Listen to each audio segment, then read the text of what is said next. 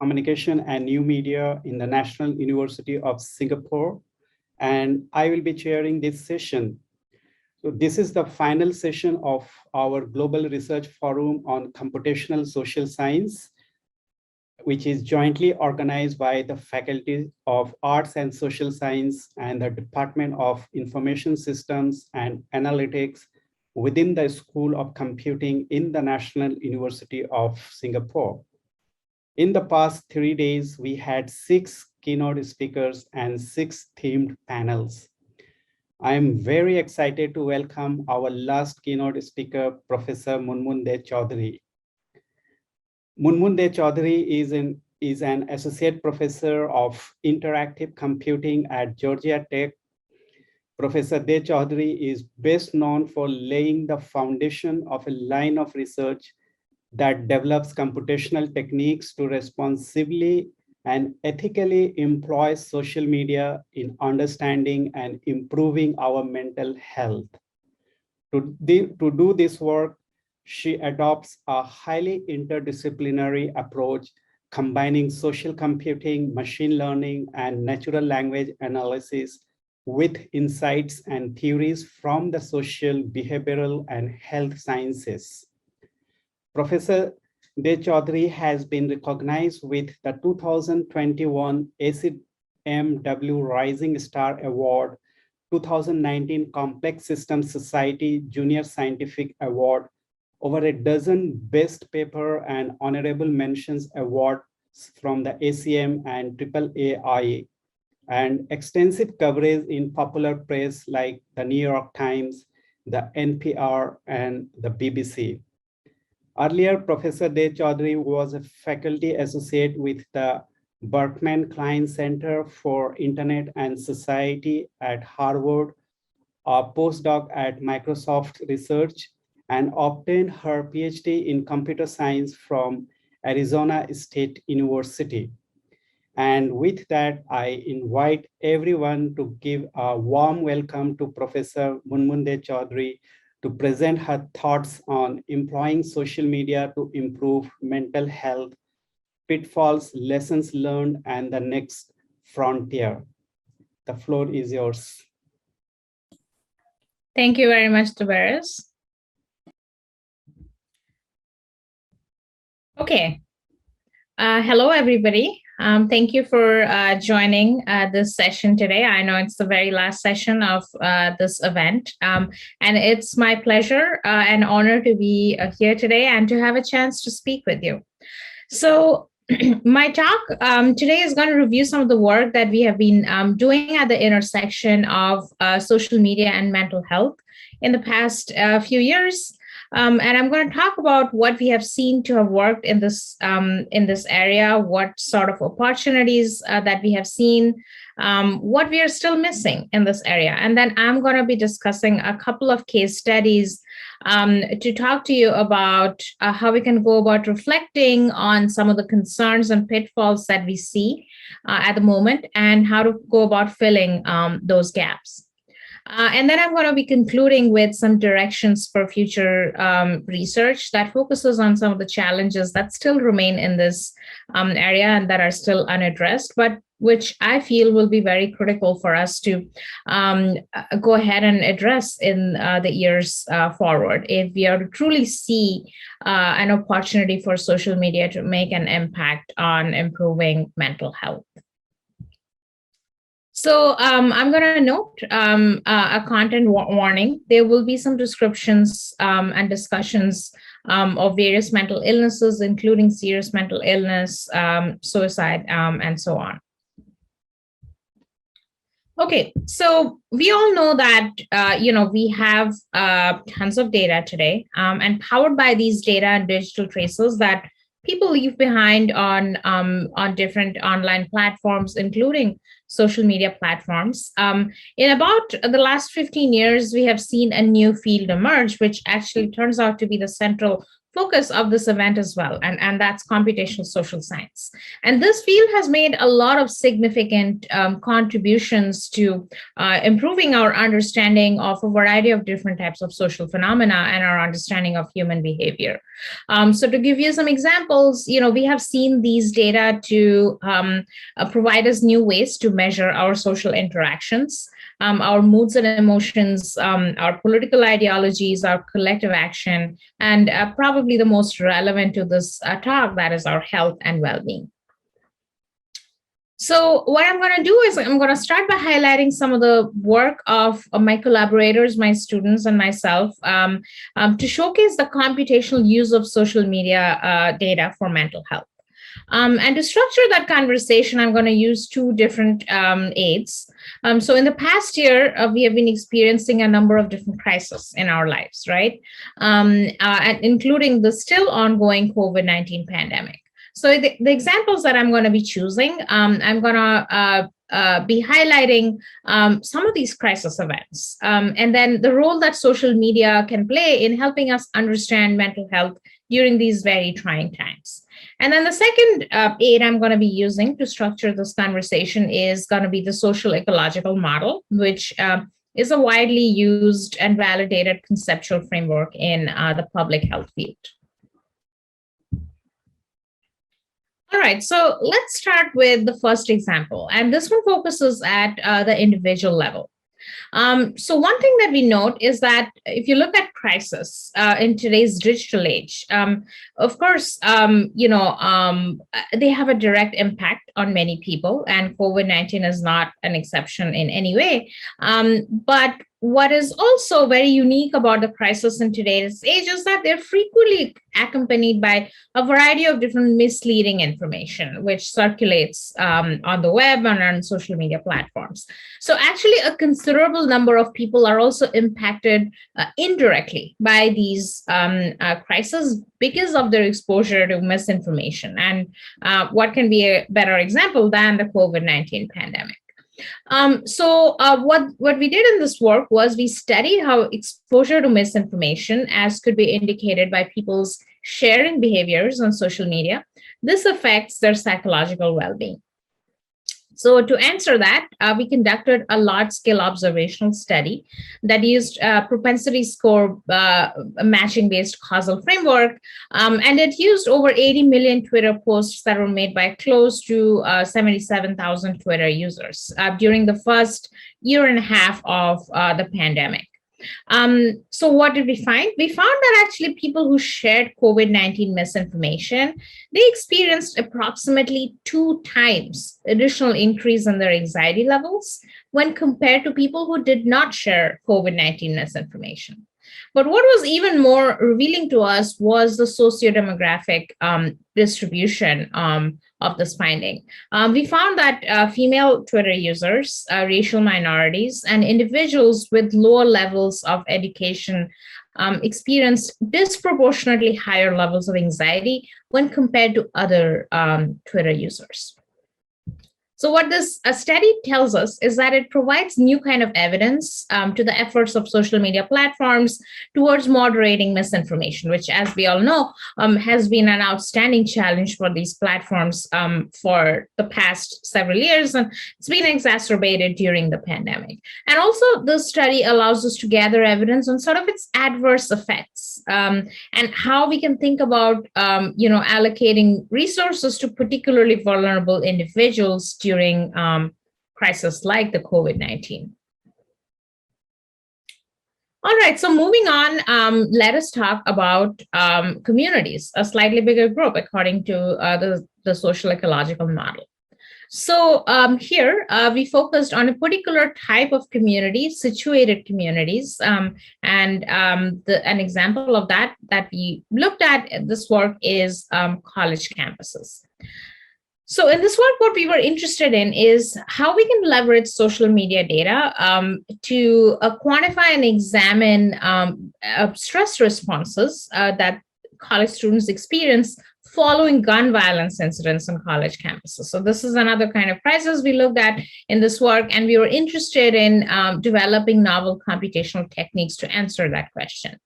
So we focused on 12 incidents of campus gun violence over a 5-year period. And then we gathered social media data from college subreddit communities, which are essentially dedicated spaces for students to come together and talk a variety of different things about their everyday lives on campus. We developed an interrupted time series based framework. And what we found is that using that approach, we can compare how the stress responses varied in the aftermath of these gun violence incidents compared to before. Expectedly, probably, we found that there were amplified levels of stress that followed these violent incidents. But what was even more interesting is that these deviated from sort of the usual stress patterns that you would expect to see on these campuses, because, stress is an outstanding problem and challenge on college campuses, nevertheless. And in fact, when we looked at distinct temporal and linguistic changes that characterize these amplified levels of stress, we found that the period in the aftermath of these crisis or gun violence incidents, they were characterized by reduced cognition in the writing of postings on Reddit, higher self-preoccupation, and more death-related conversations. So, we all know that stress is a persistent well-being challenge. Like I was mentioning, pretty much any college campus, and it affects, students' personal, social, and academic lives. But what this study tells us is that violent incidents on campuses, such as these gun violence incidents, may actually aggravate student stress above and beyond what already exists, because it can induce fear, it can induce trauma, and so on. So in some ways, these incidents affect not just people students who are probably directly impacted by this kind of violence, but also people who are impacted indirectly, and they can have a profound negative psychological impact on sort of the general campus community. So what this study allows us is to rethink intervention and policy approaches in college campuses, particularly this type of a situated community where people have a shared experience and are geographically co-located, and how we can think about connecting these communities with timely help and support during these difficult times. All right, and then using the social ecological model, now we will give you an example of population level opportunities for using social media for mental health. And here again, we return to the COVID-19 pandemic. And, we all know, and we have firsthand experience of this, is that the pandemic has been causing many disruptions in our personal and collective lives, right? Including a very important impact that we are beginning to see our multifaceted mental health concerns. So what we wanted to do in this study was to gather these population level insights about people's psychosocial concerns during the COVID-19 pandemic and how social media can support that. So in this work, we looked at about 60 million Twitter streaming postings that originated from the United States in the first 2 months of the pandemic. And we compared this data set with an equally sized data set from the year before. And that meant, March to May of 2019. And we were interested to see the mental health and psychosocial concerns that were expressed in this data that we could attribute to COVID-19 in the year 2020 compared to the year 2019 when this crisis was not present. So what we found is that, of all of the different kinds of psychosocial expressions that we analyzed, and that included depression, anxiety, stress, suicidal ideation, and so on, all of them across the board, this significantly increased during the crisis. But what we also probably interestingly observed is that there was a steady decline and plateauing, eventual plateauing of these effects, even in this early phase of the pandemic. And that may be indicative of habitual settling into some kind of a new normal. When we looked at the language that drove some of these increases and eventual plateauing, what we found is that there were unique uses of social media during the pandemic, even in these early times of March to May of last year.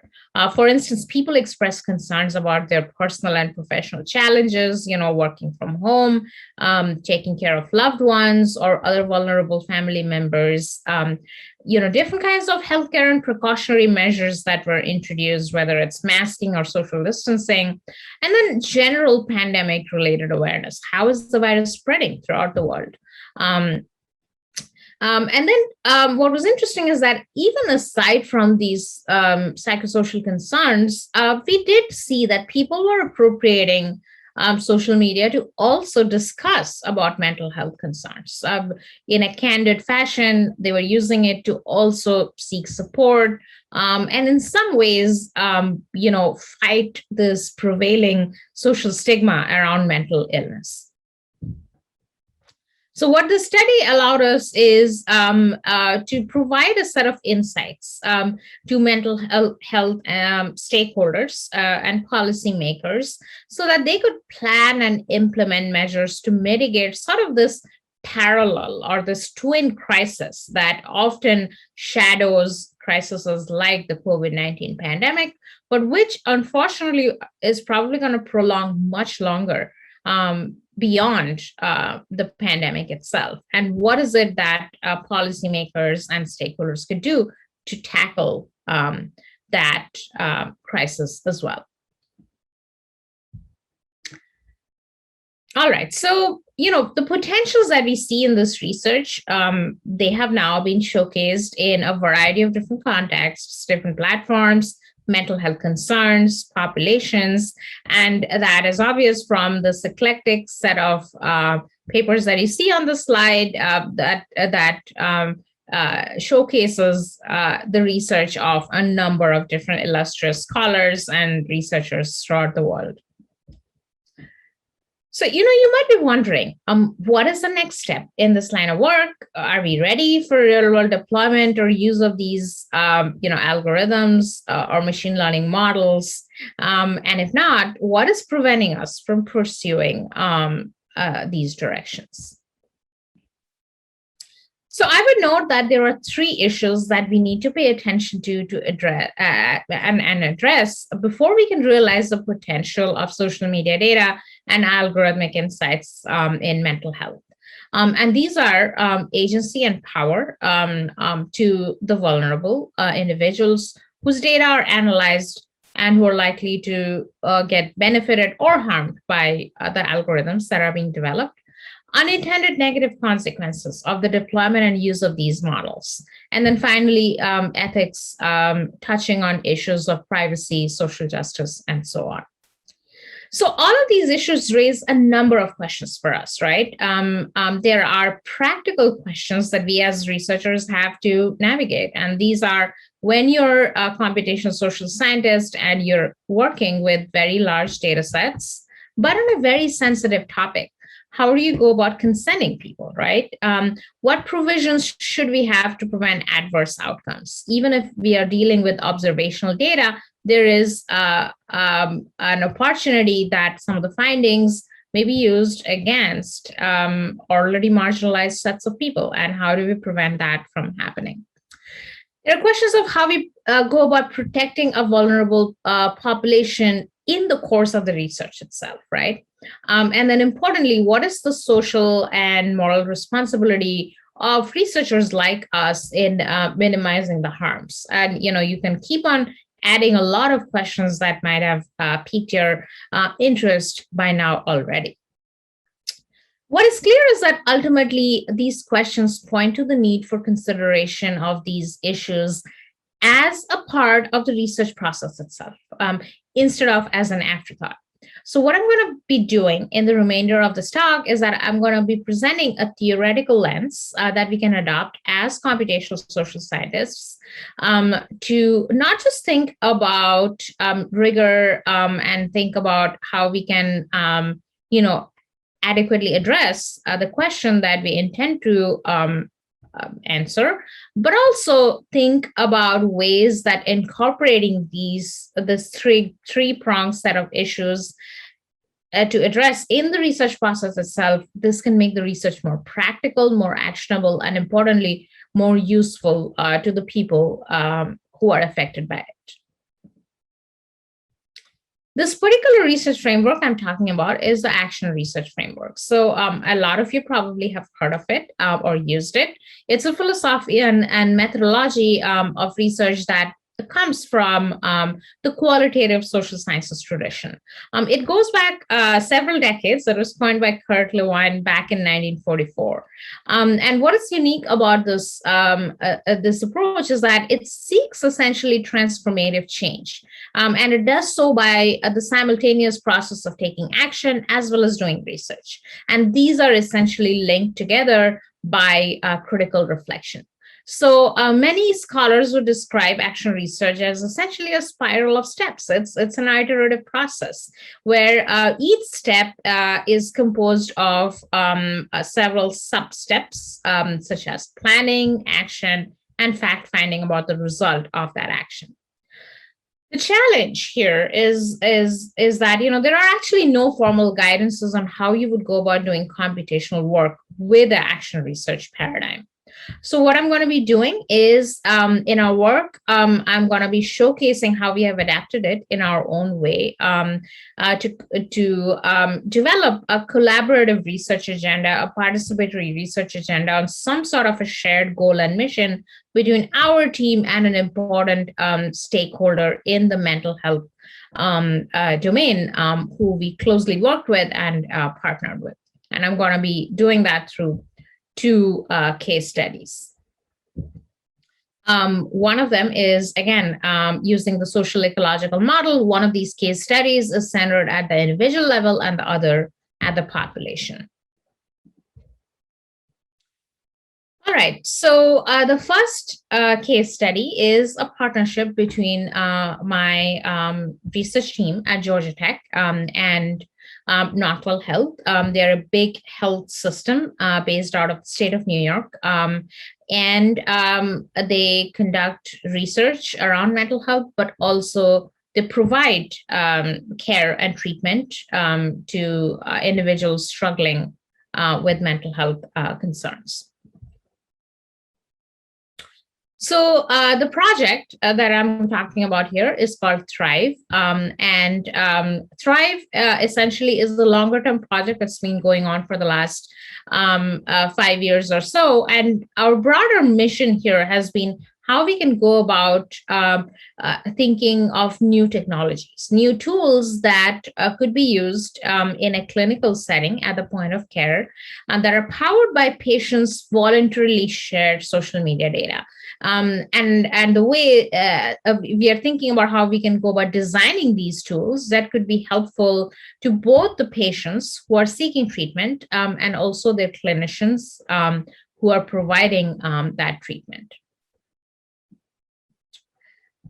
So a formative study that I'm talking about here is relapse. And the reason we are focusing on relapse is that relapse is one of the biggest hurdles that exist in mental health treatment. If you look at some of the more debilitating forms of mental illnesses, such as schizophrenia and early psychosis, we would see across the board that the relapse statistics are alarming. In fact, if you look at even individuals who are under treatment for schizophrenia, about 80% of them relapse in a 5-year period.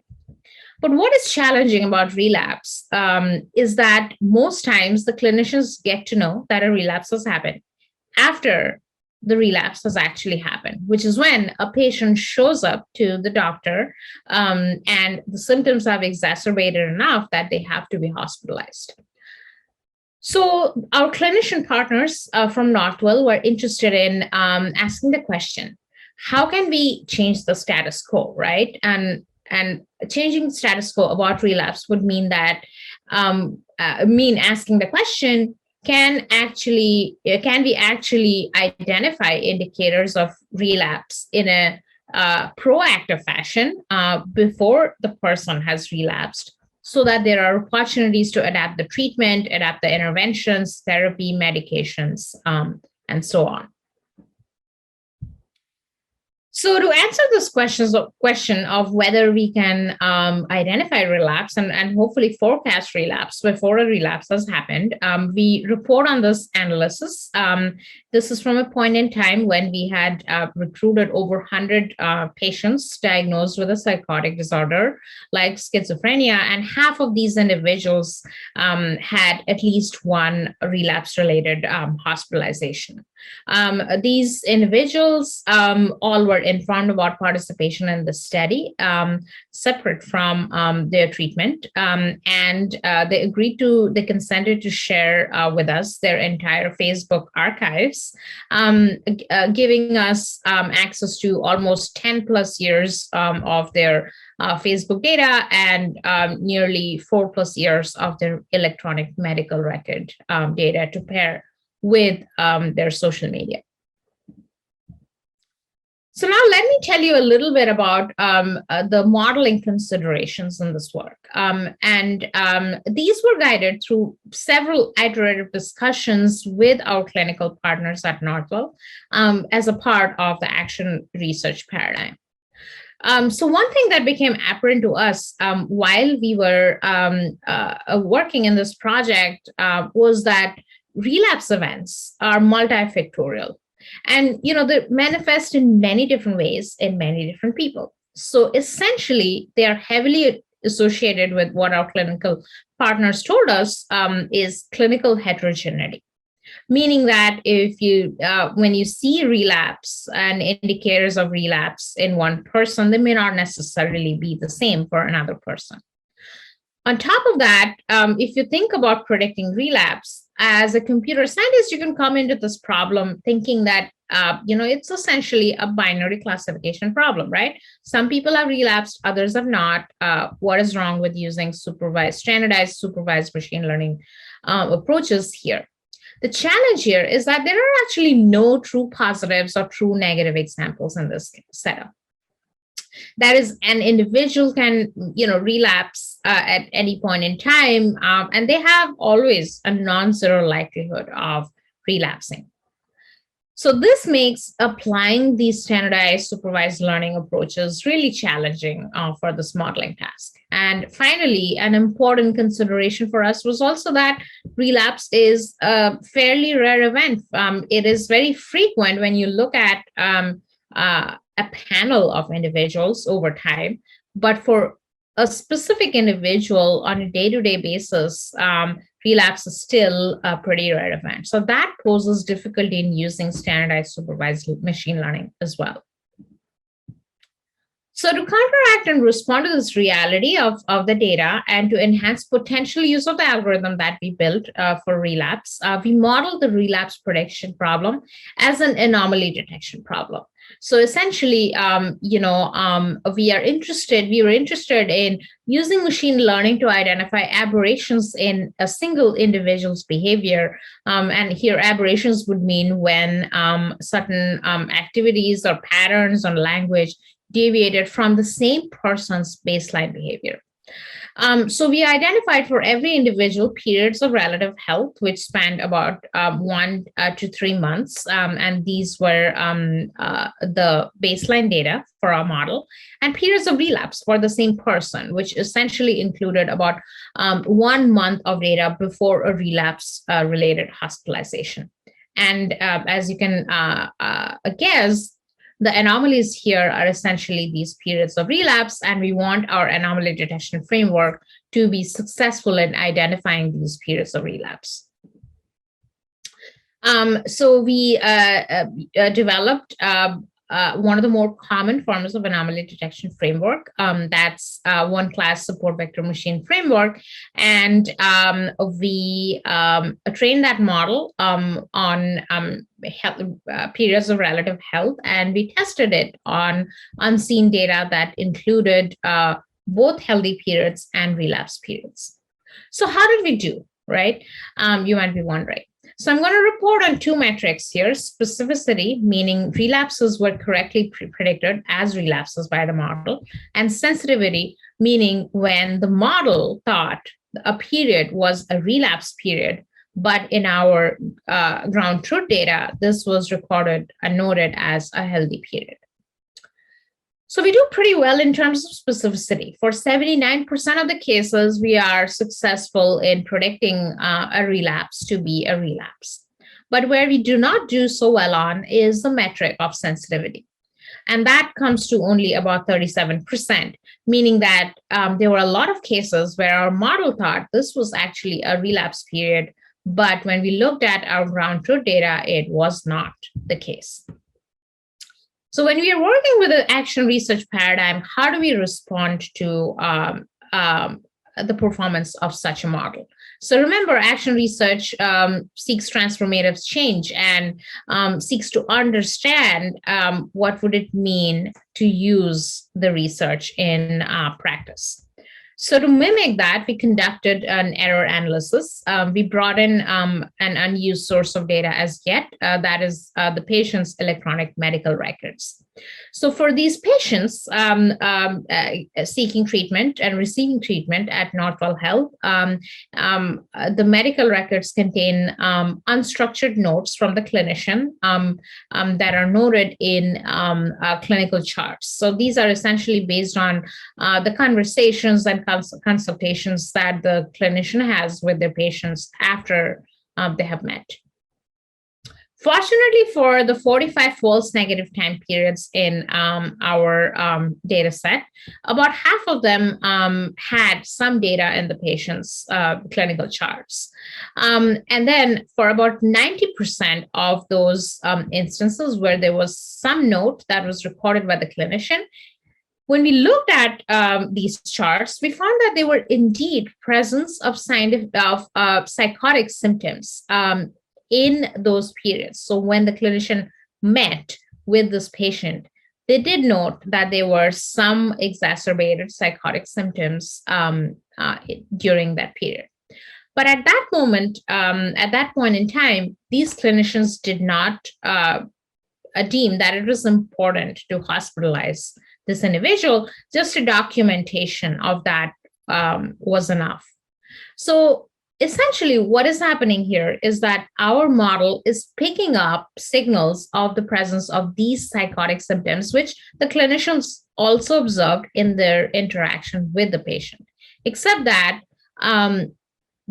because the clinician did not decide to hospitalize this individual because of relapse, and that context is often missing in how we conceptualize and frame ground truth data in machine learning models, our model thought that it made a mistake. So with the action research paradigm, we can get at these kinds of questions about model performance: when it works, when it doesn't work, and when it doesn't work, why did it not work? In this case, it turns out that the model may not be such a poor performer in terms of sensitivity, but rather the model's performance can be explained by the various decisions, by the various subjective decisions that go on in mental health treatment, often behind the scenes, but the subjectivity of which is often lost when we objectify clinical knowledge in the form of a ground truth. So essentially, what this work tells us is that it allows us to go beyond social media activity and using those in a population-based fashion, in a group-based fashion, to that focus on binary classification of diagnosis or treatment outcomes, to thinking about understanding an individual's mental health status. And looking for signals that might indicate their mental health state to be improving or exacerbating. So with this machine learning approach that I just described, that is based on anomaly detection, what we showed is that personalized methods to longitudinally forecast the likelihood of these, imminent adverse outcomes like relapse, that is possible. And personalized approaches can actually have a lot of impact and use in informing clinical decision making. As we saw, if such an algorithm were to be used in practice, it could be a helpful aid to the clinician. It can correct for missing spots in the clinician's understanding of the patient's mental health. It can provide a set of data and signals that may not be otherwise observable to the clinician, or that may not come up in their conversations or consultations with the patient. And this can eventually lead to connecting people with appropriate context-sensitive, mental health treatment that could or doesn't have to be technology mediated. And for other actors in the mental health treatment ecosystem to be better equipped with resources, interventions, and so forth that could be used to direct help and aid. All right, so wrapping up this first case study, like I mentioned, I'm going to be speaking to you about two case studies. So this is the second one. This second research effort, it's been going on for the last 2 years, and it also uses a participatory action research framework as a part of a collaboration between my lab at Georgia Tech and the Centers for Disease Control and Prevention at in the United States. And our main goal in this project has been to inform suicide prevention efforts that could harness online signals alongside public health data. So this project is called Reduce, and the central sort of observation in this work has been that the rates of suicide in the US have been monotonically increasing in the last 20 years. But despite the urgency of this problem, there actually is a lack of real-time data on suicide fatality trends that could be used to guide various suicide prevention efforts. In fact, there isn't just a lack of real-time data. The national statistics on suicide rates, they're actually delayed by 1 to 2 years, meaning that in 2021, the most recent data on suicide fatalities in the US that we have access to is from 2019.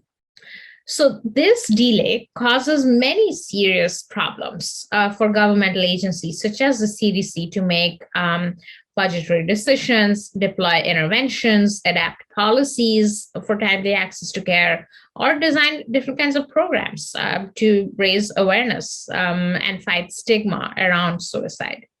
So to address this gap in this collaborative work, we developed a first of its kind machine learning framework that would allow us to obtain near real-time estimates of weekly suicide fatalities, nationally speaking, and how such a framework can be used to understand real-time trends in suicide and how they can assist public health goals. So what we did is we developed and validated a two-phase machine learning framework. This framework leveraged a variety of many disparate but complementary streams of data, real-time data, many of them. And these included information from health services administrative data, such as visits to the emergency room, macroeconomic data such as unemployment data, meteorological data such as weather data, and online data, which included social media content from Twitter, Reddit, and Tumblr, and search engine use, which came from Google search trends. So these data sets, the reason we focused on these is that as a part of the action research framework, the public health experts on our team noted them to be significant from a theoretical as well as a practical perspective. And then we also had as our outcome variable the weekly number of suicide fatalities at the national level over a 2-year period. So the reason we looked at and used all of these diverse data sets is because we hypothesized when we combine information from a variety of different sources, it would enhance the accuracy of estimates more than any individual data source, right? And this can enable the estimation of these trends in suicide fatalities that is much more robust to changes in needs and demands and context of different subpopulations. Moreover, the reason we wanted to sort of adopt this ensemble approach is that it could allow us to counteract the underlying biases of any single data source. Since we know that suicide outcomes are often multifaceted in nature, it's not just one thing that can precipitate this adverse outcome, but different subpopulations are likely to be impacted by different factors, and they are also likely to be represented and stratified differentially in different data sources. So in terms of our overall architecture, here is our pipeline. So like I mentioned, it's a two-phase pipeline. At a high level, what we do is we fit optimal models to each individual data source, and then we subsequently intelligently combine estimates from every single data source via a deep neural network. So basically what we do is we first focus on finding the best predictor of the weekly suicide fatalities for any given data source. And for that, we use the training validation approach. So essentially a certain machine learning model for a given source is trained on the time series data from a single source, and the outcome being the weekly number of suicide fatalities. And then this would output a set of intermediate results per source, which are then go into the second phase. The second phase combines these predictions in an ensemble fashion to arrive at a single estimate of suicide. And it kind of incorporates knowledge and signals from all of the different data sources. So essentially, in this second phase, we have a neural network, and it's trained by these intermediate results from the first stage that estimates suicide fatalities for a specific data source. So another question is, how did this model perform? So there are a lot of numbers on the slide. I would like to draw your attention to the very last row, which is called all data sources. In general, what we see is that when we combine different data sources using this deep neural network, probably expectedly, we see that all of the ensembles, and you don't even have to combine all of the data sources together. If you look at some of the other rows on this table, which look at subsets of these data sources and combine them, we see that all of these ensembles improve over models that use individual data sources alone. But importantly, that last row that that I was trying to draw your attention to earlier, this ensemble outperforms pretty much predictions made from all of the other ensembles that we see, indicating and validating our hypothesis that putting together information from diverse data sources can actually be helpful in this real-time estimation of suicide fatalities. But what is really notable here is the very last column here, which is the annual estimated rate of suicide. And we find this this ensemble that combines all of these data sources together. This improves both the correlation, that is, it follows the trend pretty well. But at the same time, it also reduces error around weekly estimates by approximately half compared to the baseline model that essentially is an autoregressive model using historical rates of suicide. And we find that the annual estimated rate of suicide is less than 1/10 of that of the baseline model. And in absolute terms, with respect to the ground truth, annual rate of suicide, which is 14.47 people who die by suicide per 100,000 of the US population, we are within an error range of under 1% with respect to that ground truth. All right. So one of the things that I was mentioning earlier on when I introduced this case study to you is that, there are no established ways currently to gather real-time national information on suicide trends. But that is really, really important for timely suicide prevention efforts. So what this work told us is that when we combine information that comes from both online data sources and more traditional health data sources, we are able to achieve a fairly accurate estimate of suicide fatalities in a near real-time fashion that is more robust against underlying biases, idiosyncrasies, and unique characteristics of any single data source alone. So in other words, this approach allows that combines multiple complementary data sets. It allows us to work against a term that has been touted and raised several times in the computational social science field, and that is big data hubris. And it allows us to address some of the challenges that previous public health efforts of harnessing online data, such as the Google flu trends, suffered from. So there are many practical uses of such a framework as well. Currently, these models are being considered to be deployed in the public health efforts at the CDC, but also one of the practical situations where such a model can really help is beyond sort of the seasonal component of suicide. This model can help us predict when there's likely to be a sudden uptick or a decline in suicide fatalities, and how would we go about adjusting our responses to those unforeseen circumstances. Excuse me. So what is the path forward from here on? And I'll begin to wrap up my talk at this point.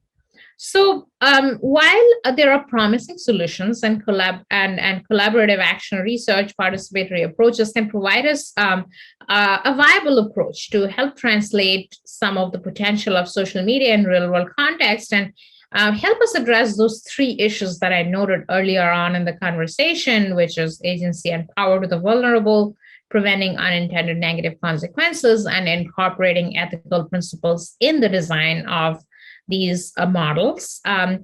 There are still outstanding issues that remain. And I do recognize that addressing these outstanding issues have to be central in the path forward for this area of research. So one of the primary questions center around real-world translation, right? And learning from existing mental health technologies that are deployed in the real world and the lessons learned from them that could be harnessed and used in a potential deployment of the types of models I talked about. So the general question here is, when do we know that a certain technology, in this case, these predictive algorithms, are ready for real-world translation?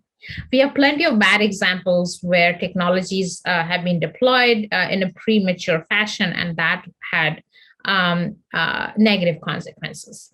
So the question for us is, and this comes up that, if you reflect on the work on Relapse, is that with the kinds of numbers that we observed, are we ready to use those algorithms at the point of care or not? Somebody might say that, no, we have to keep on working more and improve those numbers and have them come up further for us to feel comfortable. But then we have to embrace the reality is that is machine learning models are never going to be 100% perfect, right? By design, machine learning algorithms are uncertain. So now the question is, how do we embrace that reality and that fact about machine learning algorithms? And how do we then support graceful failures when we feel that these models cannot stand up to every possible potential use case? So in some ways, we have to think about, in the design of these algorithms, incorporating the Hippocratic Oath, which is doing no harm, and how by design these algorithms center on that Hippocratic Oath when they work in the real world. The second thing we have to realize, and this is a lesson learned from existing mental health technologies, such as helplines, is that, when we talk about interventions and we want to deploy these algorithms in the real world, we have to recognize that interventions in general do not exist in a vacuum, right? They exist as part of a socially situated and structurally influenced pathway of care that varies from person to person. And in some of our recent work, we found that, people were dissuaded from calling helplines because they had a bad experience in therapy. And the converse also happened, which is they were hesitant to try mental health therapy because they had such a poor experience on a mental health helpline. So as we adopt these algorithms that are powered by patients' social media data or other kinds of similar data, how do we prevent those kinds of outcomes from repeating themselves? The second sort of issues center around what could be the look of the future of mental health work. And this comes up because machine learning and artificial intelligence in general can be perceived to be pretty disruptive to the existing work practices of individuals, because we are talking about a whole different domain. We are talking about a set of tools that our clinicians or even the patients are not trained to understand or interpret. So there are questions of skill acquisition as we think about the future workplace in mental health. But that brings up these questions of burden, right? Are we now requiring already overwhelmed mental health patients or already busy mental health clinicians to now pick up another set of skills, which is machine learning, simply because our results, our research showed that these algorithms can have some potential benefit to these stakeholders. This also brings up the question of duty to rescue for the clinician, because if these algorithms become a part of the everyday work of these clinicians, how do we envision initiatives being taken in treatment?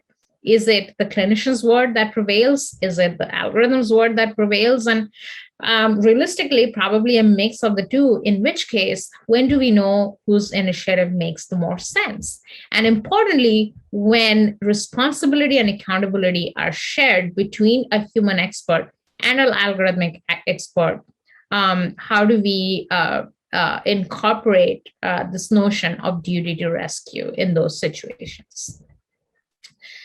The future of mental health work is also an important point of discussion, because we have to think about agency, right?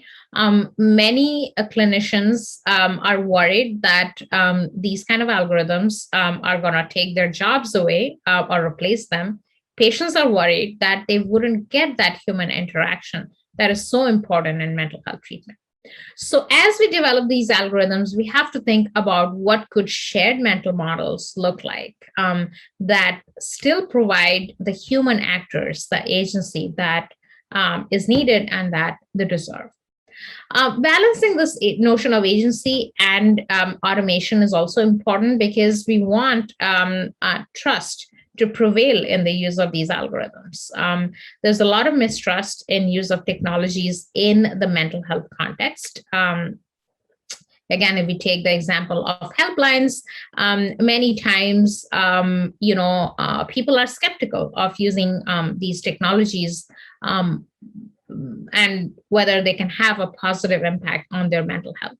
So as we think about these algorithms and bring them in the real world, we have to ask this question of building trust. There are many paths to do that, incorporating explainability, interpretability, some kind of transparency in these algorithms can support those goals, can support those value systems that different mental health actors hold. And finally, the important piece about the future of mental health work is also how will such a technology, such an algorithm impact human-human relationships?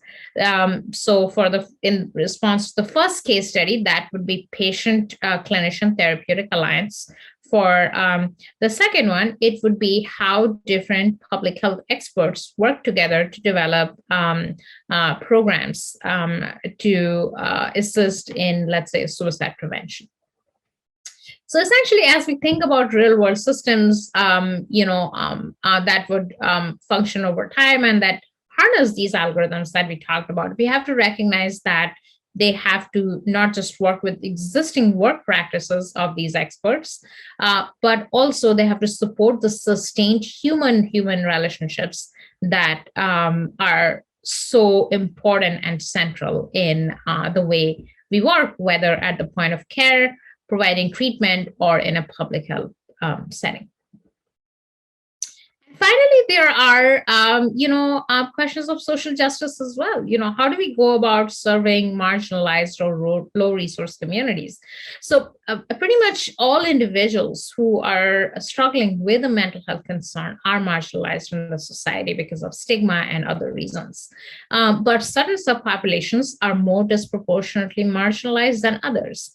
And our prior work has shown that identity and people's socioeconomic context plays an important role on how people access care, but also how they think about technology being helpful or harmful in the care that they want to pursue in their life. There are questions of digital divide as well that are very important from the perspective of social justice. We are talking about technology like social media, like the internet, that not every person in the world has access to. And these questions of digital divide will be very important if we are to take a technology or a set of data or set of algorithms that have been showcased to work in a research setting and now deploying it in the real world. What would it then mean for individuals who don't have the privilege of access to these data or these algorithms? I would end this talk on a note on how this problem is essentially a socio-technical problem. We have to recognize that we are not just aiming to develop the most accurate algorithm, although I do recognize that that's really, really important. But at the same time, we cannot lose sight of the fact that we are tackling a socio-technical problem. And it's a socio-technical problem because of the very social and the human piece. Like I mentioned, many people have mistrust in, existing mental health systems, and sometimes technology can exacerbate those mistrusts. So the question is, how can we humanize our approaches so that people feel that they have an opportunity to work with researchers like ourselves or other partnering stakeholders to define what might work the best for them, whether it is defining the course of treatment or defining a public health program for suicide prevention. So essentially, while I told you about two collaborative and participatory approaches to go about doing this kind of work going forward and embracing approaches like the action research, there's of course opportunities for more research to identify what could be the best ways to represent the human voices of the different actors that are part of the ecology of mental health. With that, I come to an end of this talk. Thank you very much for listening. I would like to thank all my collaborators, my students, and the sponsors of these different projects, without which none of this work would be possible. I believe I have a few minutes for questions. Thank you. Thank you very much for this excellent presentation. And I am sure there are a lot of important takeaway from your presentation. And there would be a lot of important questions. People must have some questions. So if you have any questions, you can either type it in the chat box or you can also directly ask it. So I have some question, but let's first see if there is any from the floor. Okay, so maybe let me start. I think this is a very good way to have your the last keynote, because it's very directly connected with the way we started our first keynote by Professor Alex Sandy Plant. So he was also talking about the hubris of big data, and then also how we should also move beyond big data to think about broad data in the sense that which has more actionable uh, outcome, and that's what I really liked about your presentation and how it's really very well connected with the first keynote. So how we can really make action research paradigm which can bring some kind of transformative change. So this is really very well taken, but also you've highlighted a lot of things about social justice, about marginalization, and a lot of critical issues about how we can really apply algorithm or what we should be careful about when we are thinking about algorithmic solutions to the real life problem, and you highlighted about digital divide as well. So I was also thinking in terms of, for example, the first example of your case study is about gun violence and how it affects mental health in college students. And it's very much the context centric, and that is very good because that's what we are funded for, to do the research which is very much help in solving the problem for the local society. I was just thinking some of these approach, how transferable are these approaches to the situations, for example, in Asian countries, either in, for example, India, or for example, in Indonesia, which have a very different kind of digital divide. If you compare digital divide between US and India and Indonesia, you will see a very different kind of digital divide. So how do you think some of these algorithmic solution could be transportable to a situation which is very different and very I think underdeveloped? So that's my first question. Thank you very much for this excellent question, and for pulling out all these takeaways from the talk. I appreciate that. Honestly, I'll be very wary of transplanting algorithms that were developed in a different sociocultural context and using them directly in a different setting. And some of the open issues that I discussed in my talk would support that. You rightly mentioned about issues of digital divide, but beyond issues of digital divide, there are other sort of cultural issues that we need to be aware of. Fundamentally, people use social media in very different ways compared to how they use in different countries of the world. You mentioned about US, you mentioned about India and Indonesia. Certainly those norms and those differences need to be taken into account as we envision developing similar algorithms in a different cultural context. Other than that, I think it's important to recognize that how people perceive these algorithms, right? What is the role that technology is already playing or could play in the mental health, in helping people pursue different pathways to care in different cultures, right? And again, there are differences in how people pursue their pathways of care, whether in the US or whether in India or Indonesia. So I think those considerations will have to be taken into account. I remain hopeful that the value that we see by looking at data and by developing algorithms to support different mental health outcomes, that broad opportunity still exists in other sociocultural settings. But I wouldn't take an algorithm developed in a population in the US and apply it directly in a different cultural setting like in India or Indonesia. I think we have to take the lessons learned in the US context and develop algorithms in a culturally sensitive fashion.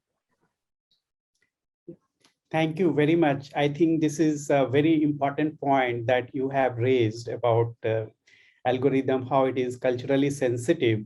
And I think most of the social media platforms are have done that, in the initial period. They developed something out of the, in the US context, in the developed countries, and then they started transporting it to a very culturally different countries, and they didn't envision like how the use of social media could lead to a very different kind of consequences.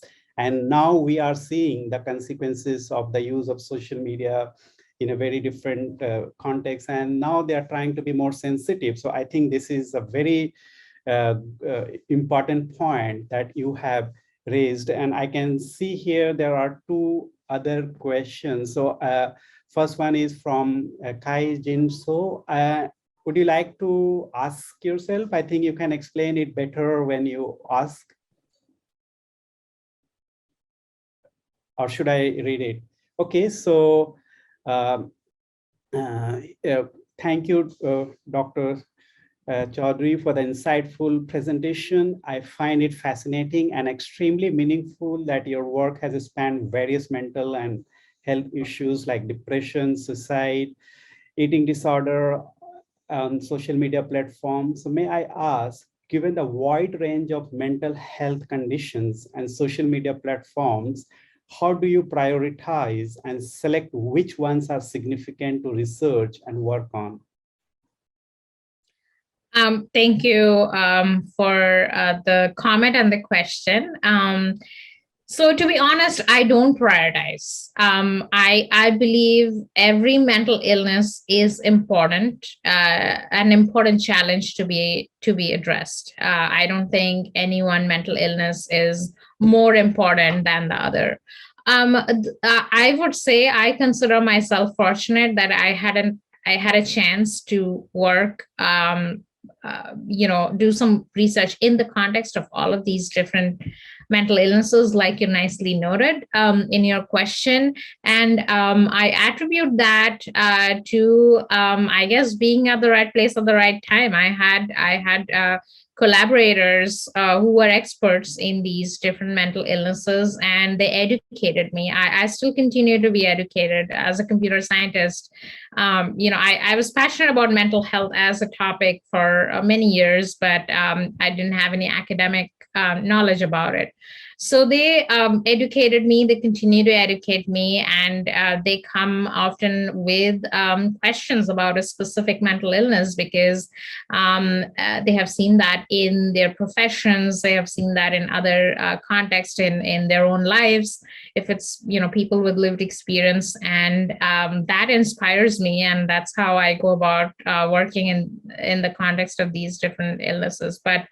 But yeah, I mean, I guess what I have learned is that all of these different mental illnesses are unique in their own ways. So there are research challenges that also come when we work on eating disorders or work on schizophrenia or depression. These are very different from each other, and it opens up opportunities for innovations in algorithm design and data analytics and so on as well. So that keeps me additionally motivated to pick up on the diversity. So I can see one more question from Jack. Would you like to ask it?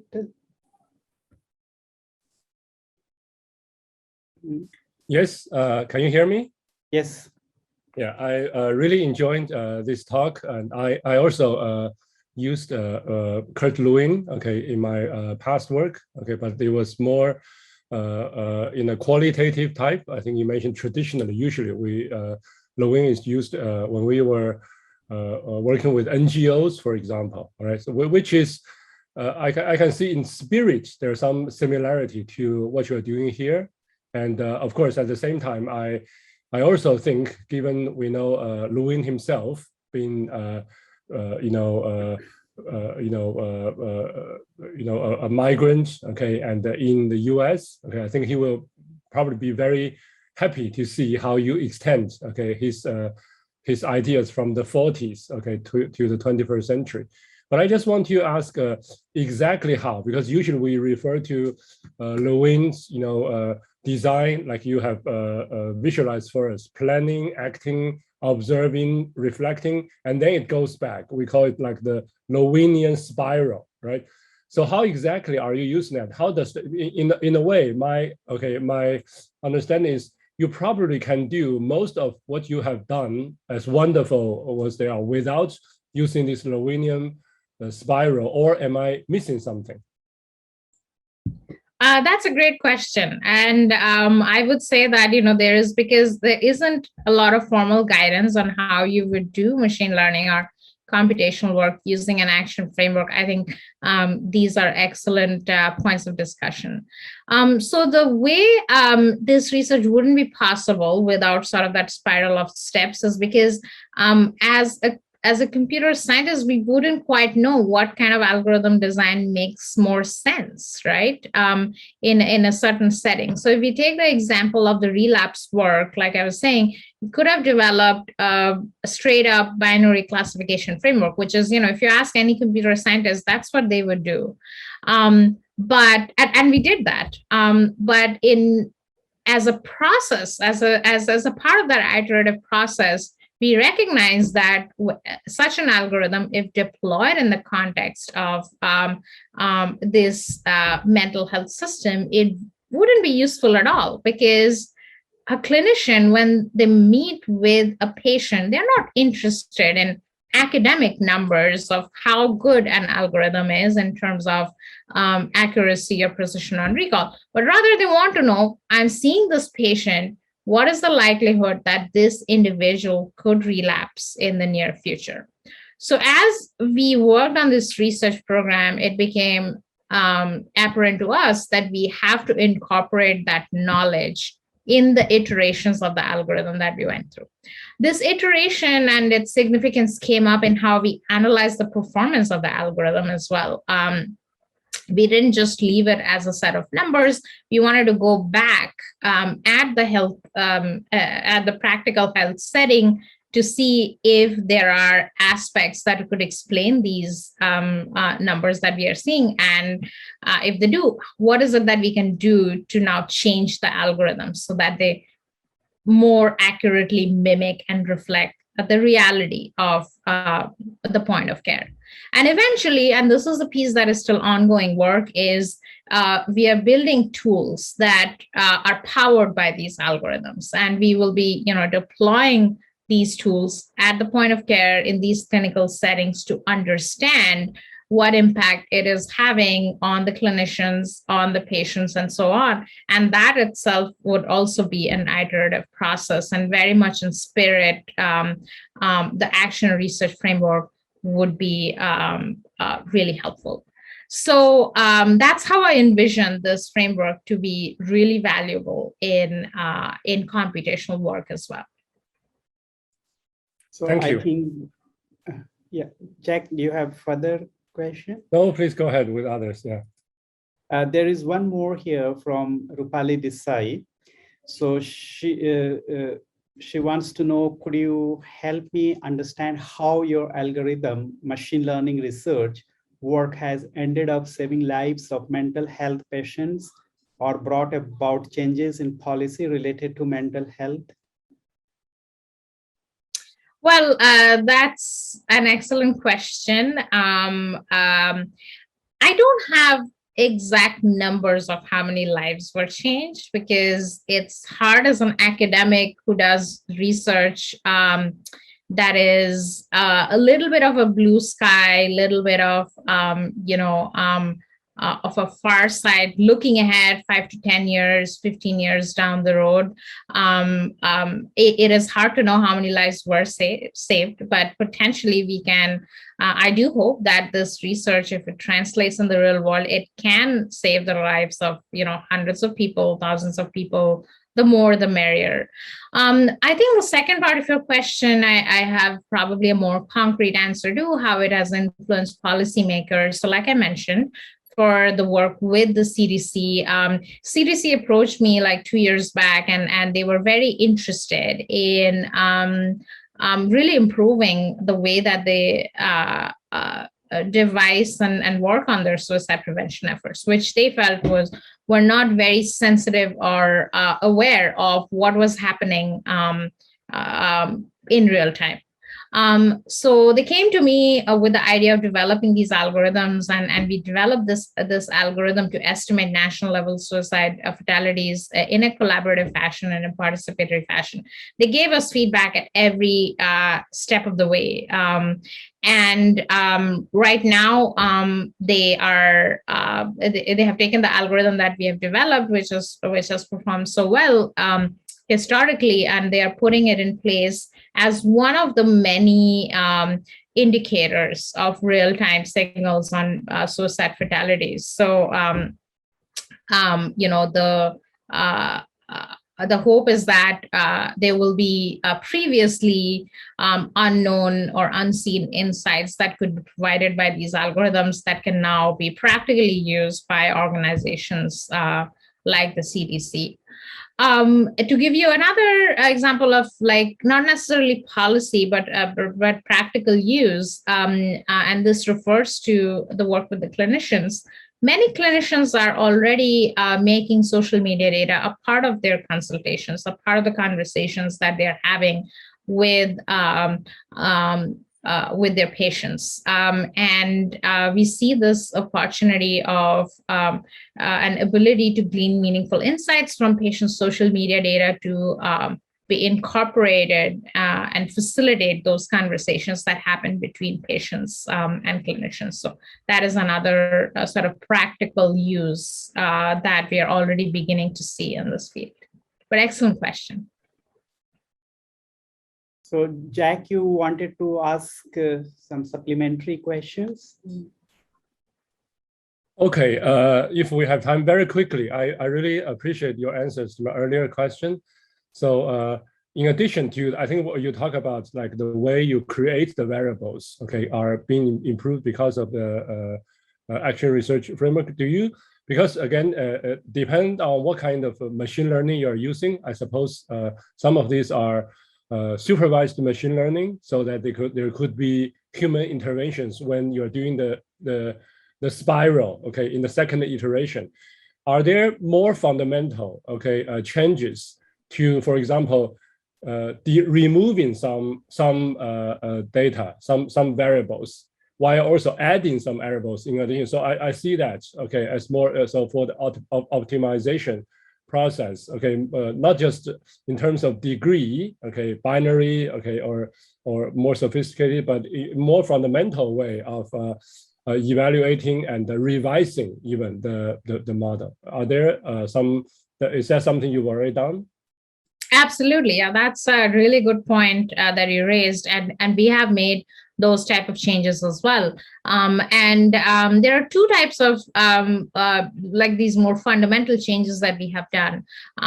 One of them is obviously, other than sort of improving the performance of the algorithms and including more data, in terms of, removing certain kinds of data, what we have done is certain kinds of algorithmic assessments that are sort of state of the art in this field. When we develop these in the context of this health system, in our focus groups with the clinicians, they actually did not find those assessments to be helpful towards their clinical assessment at all. So we ended up actually with a more leaner version of algorithmic insights going forward than where we started. We started with I think 10 or more different types of algorithmic insights, but eventually we stuck with 3 or 4.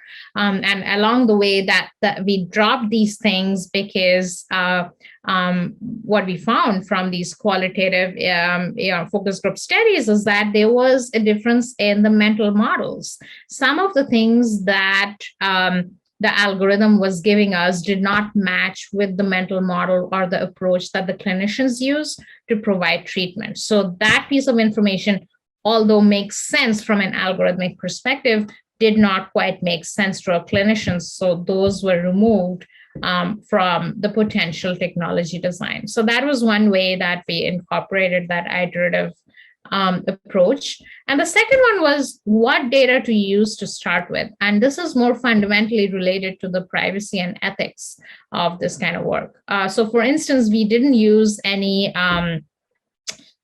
private messages from Facebook in our models.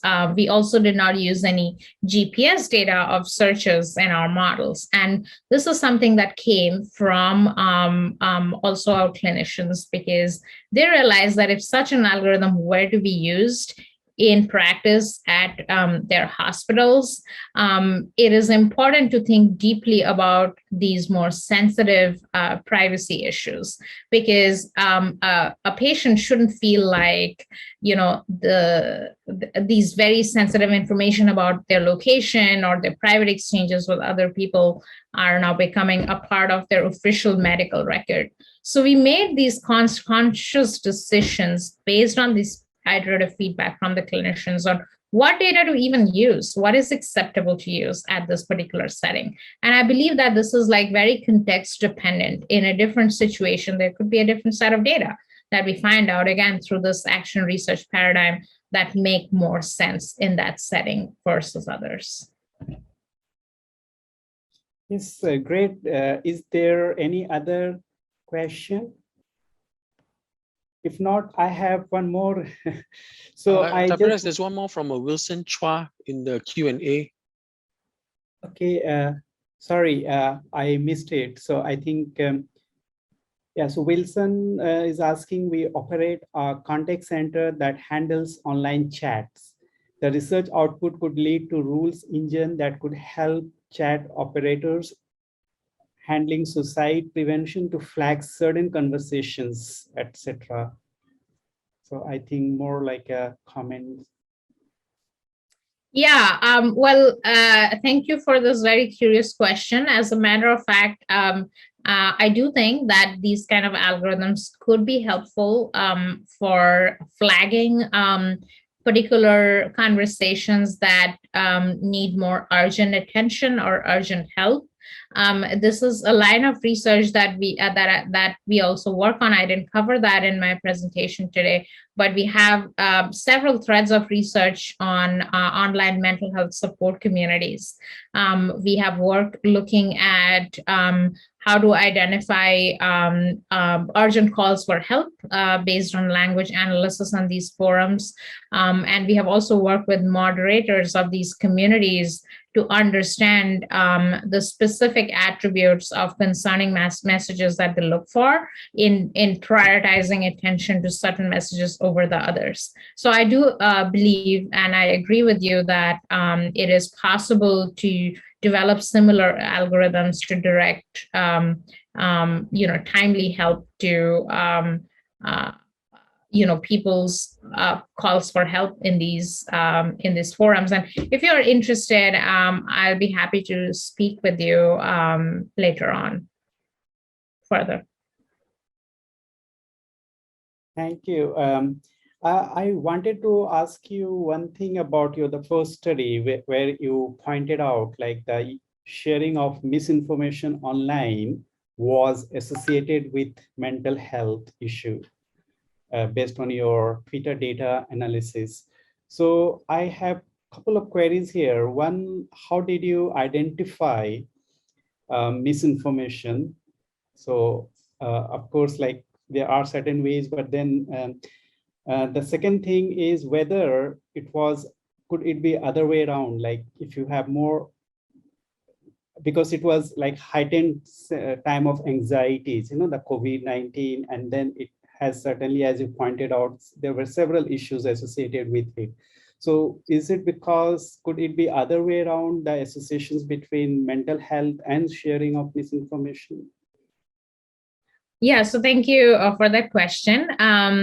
So we identified misinformation using a machine learning framework. We used state-of-the-art methods. We looked at language. We looked at other metadata information. And we utilized a large repository of postings that have been annotated by experts to be COVID-19 related misinformation. So we use that resource. The second part of your question is very intriguing, and this did cross our mind as well, which is what motivated the kind of machine learning that we used. So we used a causal framework based on propensity score matching, because we were interested in the causal direction between exposure to sharing of misinformation and anxiety. And we did find that that causal direction was present in our data, meaning that when people shared misinformation, their anxiety increased above and beyond their baseline level of anxiety that was there before the shared misinformation. So now your question is intriguing to me, is because the converse of that is likely also true. Like most things in the real world, two things are not just correlational, they probably have bidirectional causal relationships. And I do believe that this is a great example of that, where our work shows that when people share more misinformation, it leads to greater levels of anxiety. But presumably the converse also happens, is because people are more anxious already to start with, they share more misinformation going forward. The converse of that was not the focus of this work, and we didn't look at that, but a similar framework that is based in causal inference can be used to answer that question. And my understanding of the space is that it'll likely be true. Thank you very much. We have time for one final question. Jack, please go ahead. Yeah, sorry for dominating, asking too many questions, but all are great questions. Yeah, this one is a little speculative, but I want to also, because we're getting to the end of our computational social science, and I was so inspired by your talk, especially the social justice, orientation of it. So I want to ask this question: can computational social science have teeth?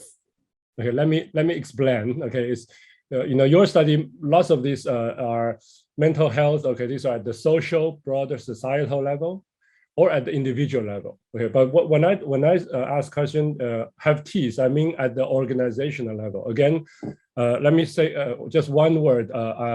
My past work with Chinese migrant workers, a lot of it actually has to do factory suicides, especially in electronic factory, Foxconn. And then we know there are some organizations, they're particularly predatory, they manufacture suicides, right? And the Foxconn is one of them. Another one is France Telecom, now known as Orange. So the CEO of Orange, for causing 19 deaths of that company, he is sentenced to 2 years, by the European court.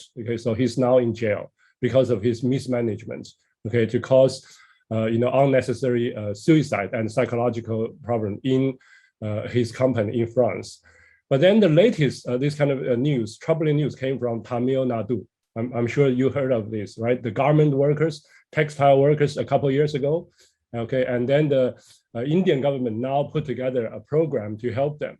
So I'm just, again, going back, can this kind of computational data gathering, can we do it not only at individual and societal level, but at factory level, at garment district level, so that those can be used against super exploitation and inhuman behavior. Most of these suicide factory girls in India, it's like in China, they are girls.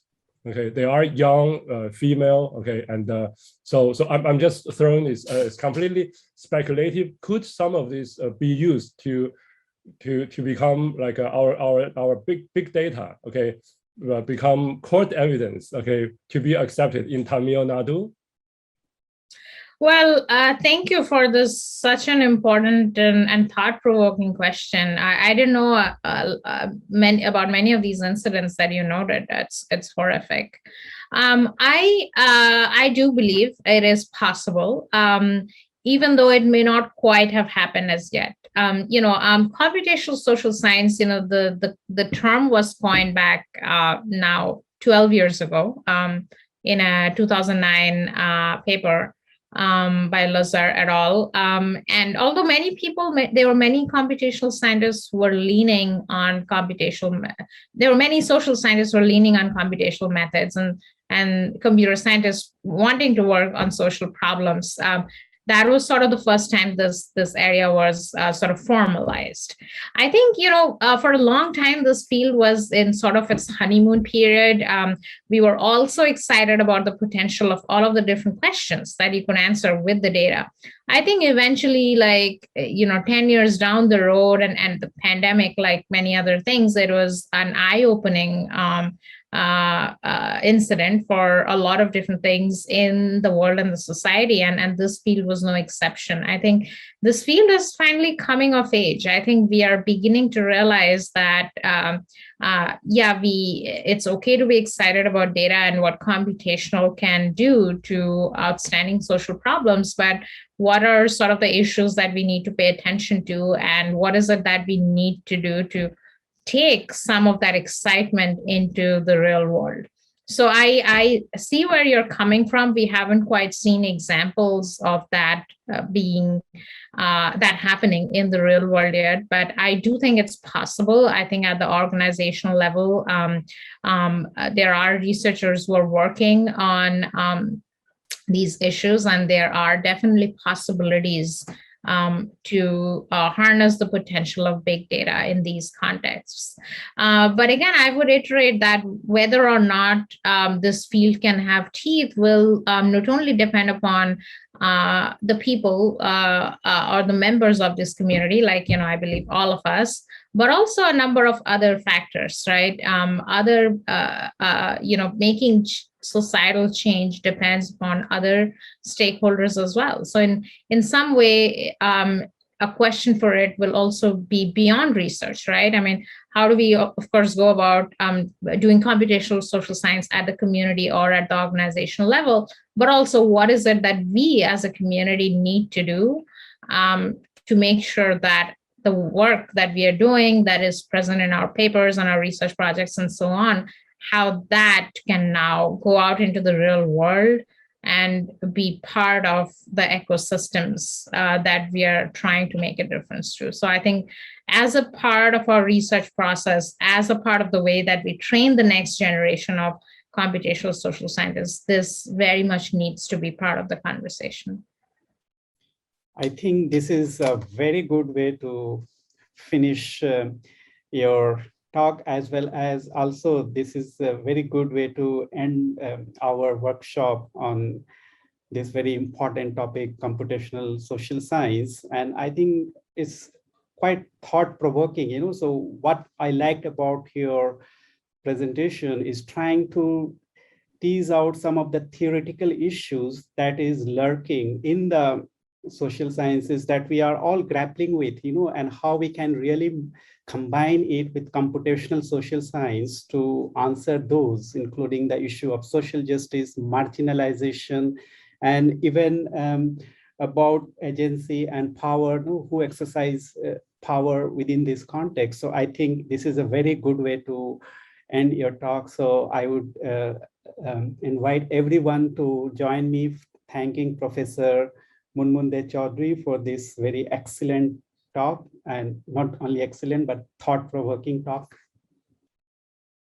Thank you very much. I really appreciated your time, and thank you for the excellent questions.